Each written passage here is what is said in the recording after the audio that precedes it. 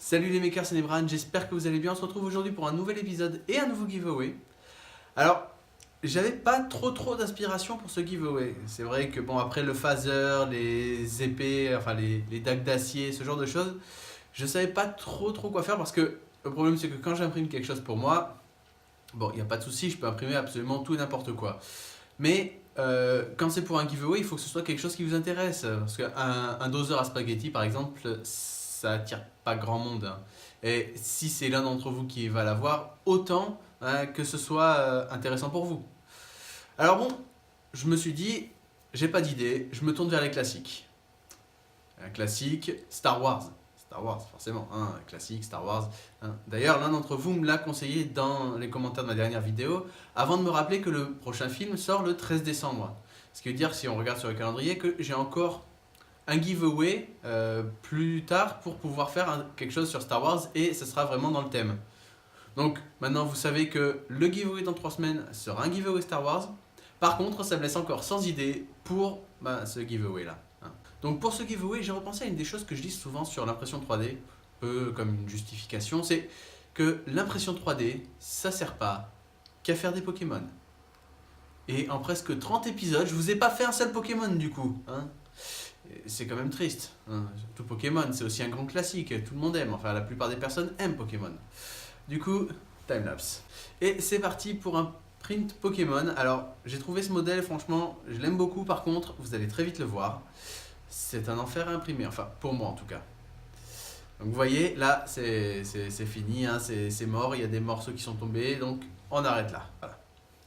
Bien, donc qu'est-ce qui s'est passé pendant ce print ? Ça devait arriver à un moment ou à un autre. C'est pas un problème d'offset, c'est pas un problème de réglage Z parce que la boîte c'est très bien imprimée. Vous voyez que ce modèle est en plusieurs parties. Je vous montrerai après un petit peu ce que ça donne parce que j'ai quand même fini par l'imprimer.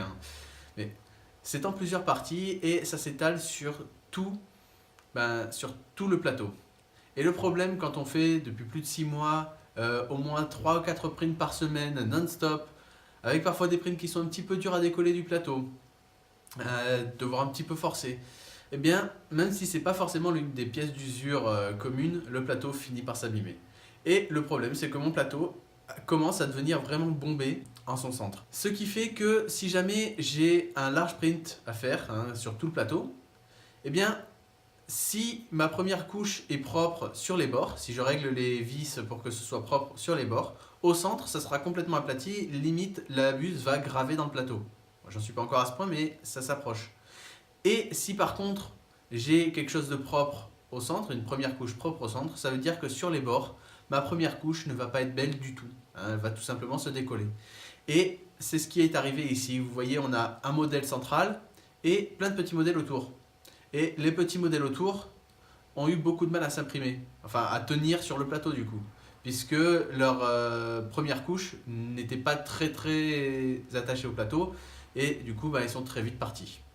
Et en plus, je me suis dit, bon, j'ai quand même la pièce centrale qui est imprimée proprement, mais comme j'ai essayé d'imprimer ça en précision 0,1, c'est-à-dire sortir un petit peu de ma zone de confort et imprimer en 100 microns plutôt qu'en 200 comme je fais d'habitude parce que les modèles sont vraiment petits, eh ben, ça a résulté que la pièce n'était pas du tout solide. Alors je ne sais pas si c'est la précision ou si c'est juste que j'ai forcé comme un bourrin dessus, mais en tout cas, ça n'a pas tenu. Enfin, il y a une partie qui n'a pas tenu et c'est le petit loquet de la boîte tout simplement qui va venir bloquer la boîte fermée.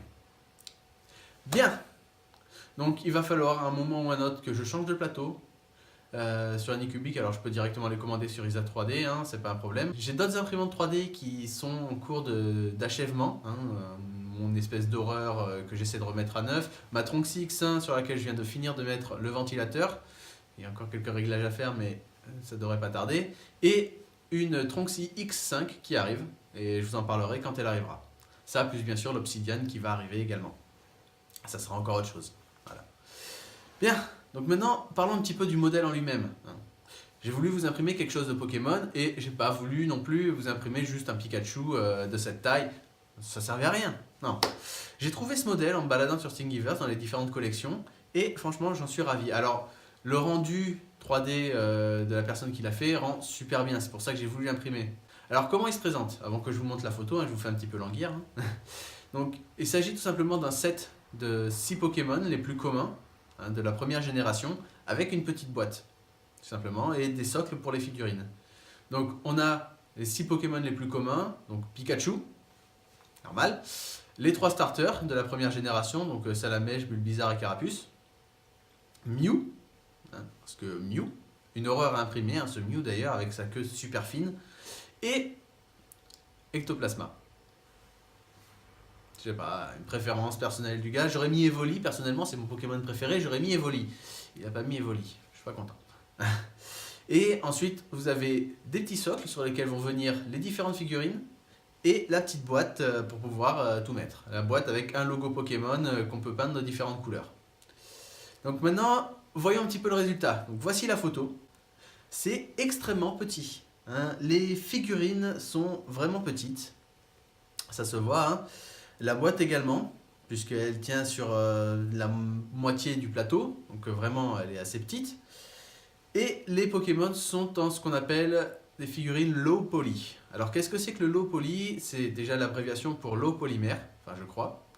Et c'est tout simplement un mode qui donne une forme géométrique aux formes organiques. Si vous voulez, quand vous faites un modèle, alors je ne suis pas totalement sûr de ça, prenez ces infos à l'à peu près, enfin théoriquement comme elles viennent. Hein. Quand on fait un modèle, même s'il est super lisse, super sphérique ou quoi que ce soit, eh bien si on zoome un maximum dessus, on va voir des petits polygones. Et ces polygones, en fait, c'est eux qui forment le modèle. Plus il y en a sur un modèle, par exemple sur une sphère, si vous zoomez, vous aurez des triangles, différentes facettes. Hein. Plus il va y en avoir sur un modèle, plus le modèle sera précis, si vous voulez, plus il sera propre, doux. C'est un petit peu comme les pixels en photo. Plus vous avez de pixels, plus vous avez de précision sur la photo. Eh bien, les polygones, c'est la même chose pour les modèles 3D. Et une figurine en low poly, c'est tout simplement une figurine pixelisée.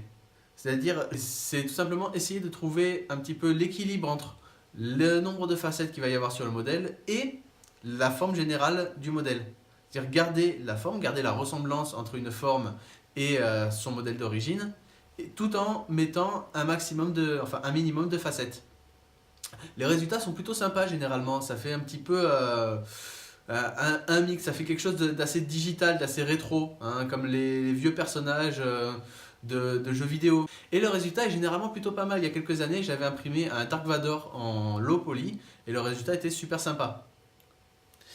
Et là, franchement, ça rend plutôt pas mal. On reconnaît toujours très bien les Pokémon et ça donne quelque chose d'un petit peu plus... ça donne une touche en plus, je dirais. Bien, donc l'impression est terminée correctement. Hein. J'ai dû la réimprimer plusieurs fois, régler le plateau, imprimer séparément la boîte du reste des modèles parce que sinon j'aurais pas pu tout imprimer en même temps. Il va falloir que je me penche sérieusement sur ce problème de plateau parce qu'en attendant je ne peux imprimer que des petits modèles, pas trop gros, et ça tombe assez mal pour les modèles que j'ai prévu de faire. Mais je vais trouver quelque chose. Donc, il s'agit d'un giveaway, donc l'un d'entre vous va repartir avec ceci. Alors je ne vais pas faire comme pour le phaser de Star Trek, hein, déjà parce que j'aurai pas le temps de faire toute la post-production dessus, et comme vous avez pu le voir sur le phaser, je ne suis pas encore prêt pour la post-production vraiment précise, surtout que là ce sont des tout petits modèles. Je vais laisser à la personne qui va recevoir ces modèles le choix de tout simplement est-ce qu'ils veulent les laisser comme ça, est-ce qu'ils veulent je sais pas, peindre les socles d'une différente couleur puis laisser les Pokémon comme ça, peindre des détails sur les Pokémon ou les peindre d'une seule couleur. Bref, ce sera entièrement à vous de décider. Et donc comme d'habitude, vous avez 2 semaines pour participer. Cette fois je vais mettre la date correctement sur Glean, hein. Enfin je vais essayer en tout cas. Je vous mets le lien dans la description, tout ce que vous avez à faire c'est regarder la vidéo et vous abonner à la chaîne pour pouvoir participer. Donc la dernière fois on a eu 4 participants, donc dites-vous que si vous êtes l'un des rares à participer, vous avez de grandes chances de gagner. Et voilà, donc c'est tout pour cette vidéo, j'espère que ça vous a plu, j'espère que ça vous donne envie de participer au giveaway, hein, ces jolis petits Pokémon. Comme d'habitude, je vous invite à réagir dans les commentaires, à partager la vidéo si elle vous a plu, à mettre un pouce bleu, à vous abonner à la chaîne si ce n'est pas déjà fait, et moi je vous dis à très vite, ciao!